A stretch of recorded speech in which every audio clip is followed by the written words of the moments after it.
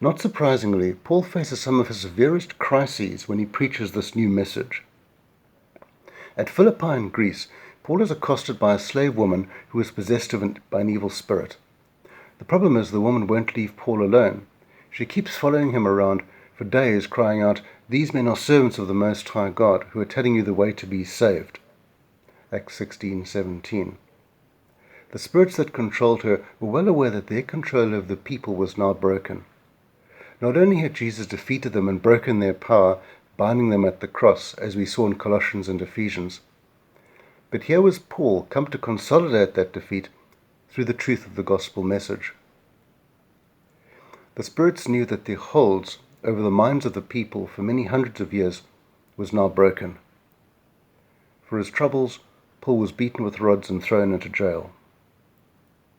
But it's in the account of Paul's mission in Athens, recorded in Acts 17, that we find the apostle crystallizing the real significance of this message of salvation. In verse 16, we read that Paul, quote, was greatly distressed to see that the city was full of idols. These idols were those that had been worshipped for hundreds of years. But now Jesus had come and broken their power over the people. The esteemed Greek philosophers of the day understood that they were being confronted by something new, something they had not heard before. In verse 18, they wonder that he seems to be advocating foreign gods. Although the gospel is something new to them, perhaps it touches something deep in their spirits, deep in their hearts. Perhaps they sense some deep resonance, a sense of something being revealed through the power of Paul's words, namely of the God who created them. And so they tell him, "May we know what this new teaching is that you are presenting? You are bringing some strange ideas to our ears, and we would like to know what they are."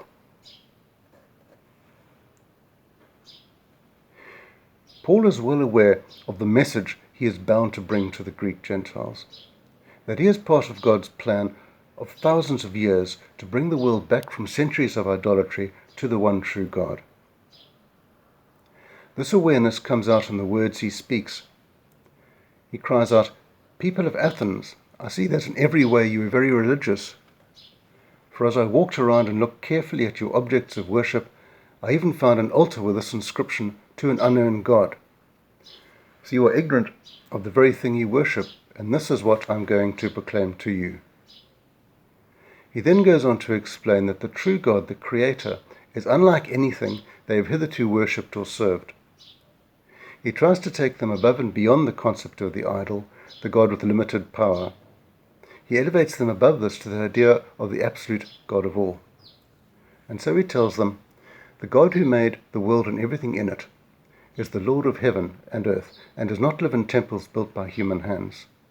And he is not served by human hands as if he needed anything. Rather, he himself gives everyone life and breath and everything else. Thus, the real God cannot be contained in an idol and is not limited to a building or any earthly structure.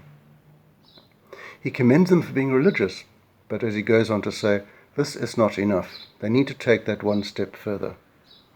He goes on, "From one man he made all the nations, that they should inhabit the whole earth, and he marked out their appointed times in history and the boundaries of their lands.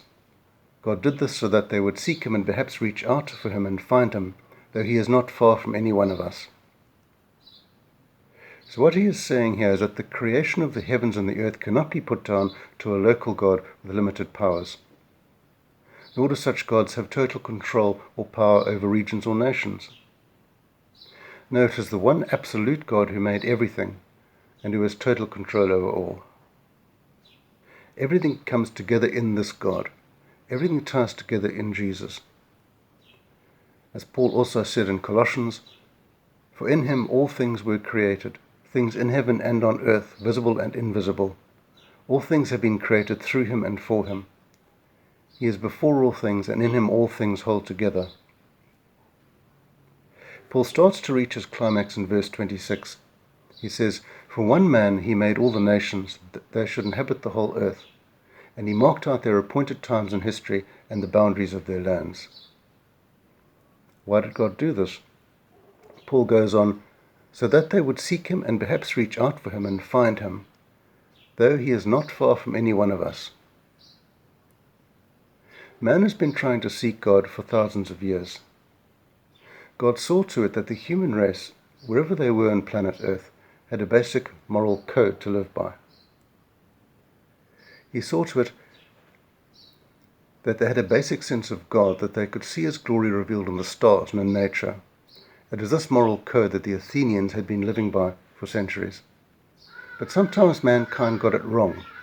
Sometimes in trying to work out who or what God is, man got the wrong end of the stick. Some peoples, for example, might look at the moon or the stars and presume that they were divine, that they were gods, and so worship them. Other peoples might look at the sea or a river and think there was some special god or divinity behind them.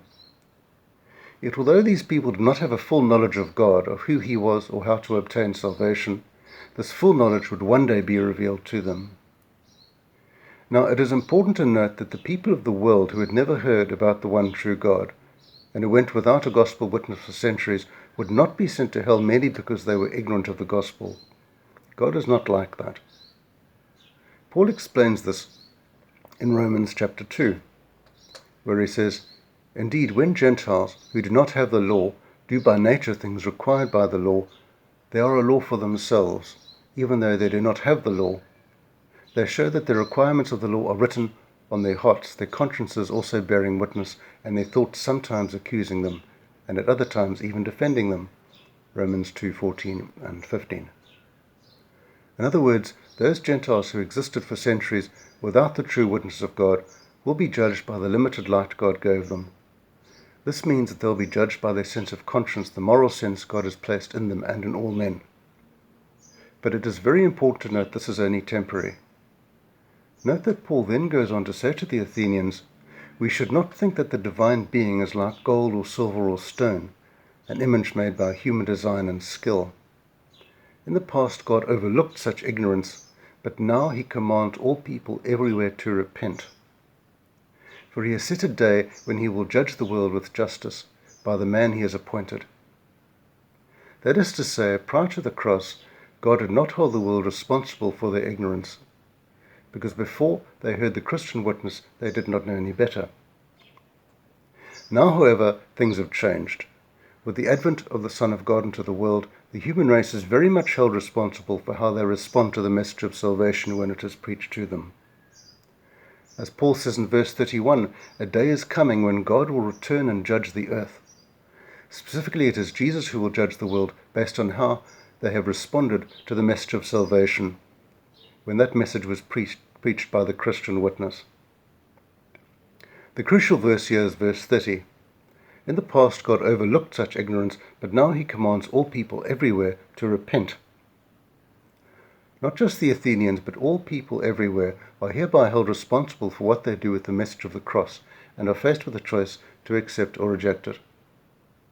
Paul continues to preach this message wherever he goes. A further opportunity presents itself in Ephesus, one of the four most prominent cities in the Roman Empire. Ephesus was a major center for the worship of the goddess Artemis. The city contained a famous temple in her honor, a temple that had been held by Plato to be one of the wonders of the ancient world. In other words, Ephesus is one of the major centers of idolatry in the Roman Empire. Paul is facing a particularly tricky political situation here.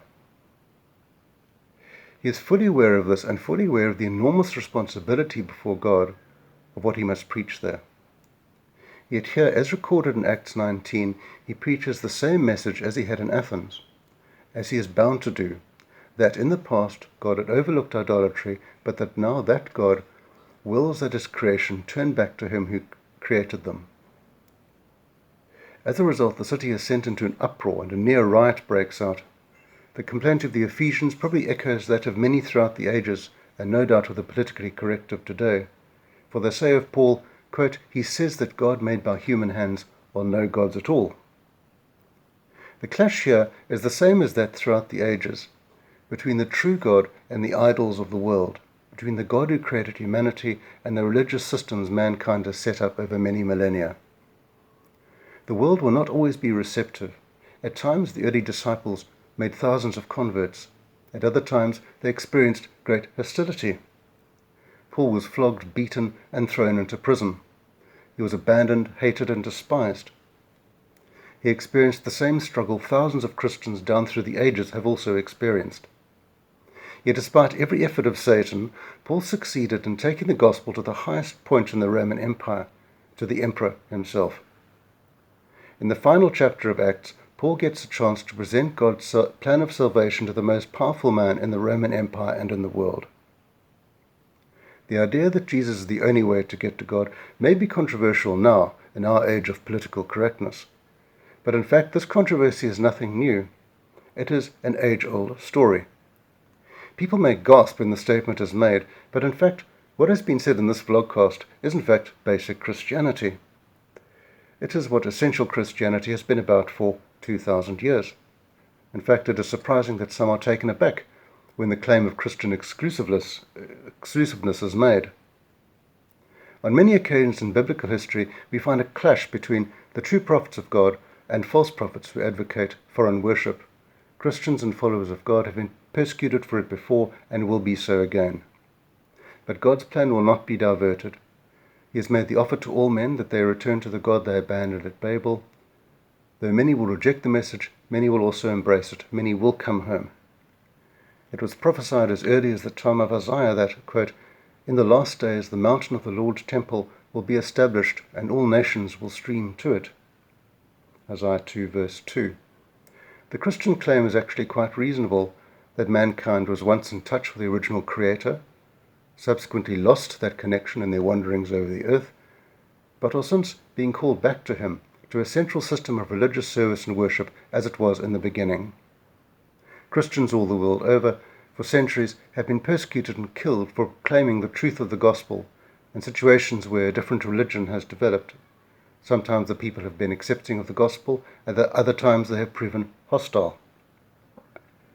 Much blood has been shed simply because of Christians being different, of preaching something different from the status quo.